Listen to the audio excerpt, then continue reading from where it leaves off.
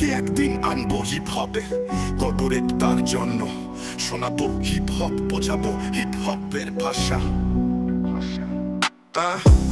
পূরণ করবো মায়ের আশা, মা বলেছে তুই এগিয়ে চল, তোর সাথে আছে আমার দোয়া আর ভালোবাসা।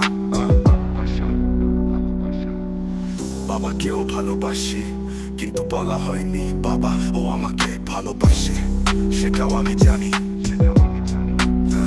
আমি ইসবো মরলে মায়ের জন্য মরবো, কারণ আমি রবের আগে আমার মাকে জানি। মায়ের জন্যই লিখবো আমি, শোনাবো মাকে।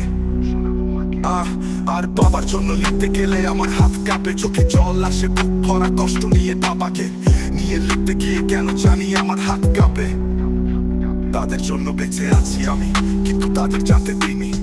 ওরা ভাবে ছেলে তাদের হয়ে যাচ্ছে নষ্ট, ওরা তো জানে না আমার মনের ভিতর লুকিয়ে থাকা কষ্ট। বাবার শরীরটা ভালো না, মা ও অসুস্থ, ফ্যামিলির দায়িত্ব এখন আমাকে নিতে হবে, কিন্তু সেখানেও আমি ব্যর্থ। আর কি লিখবো ভেবে পাচ্ছি না, তাই এখানেই করছি শেষ। আমাকে জন্ম দেওয়াটাই তাদের সবচেয়ে বড় দোষ।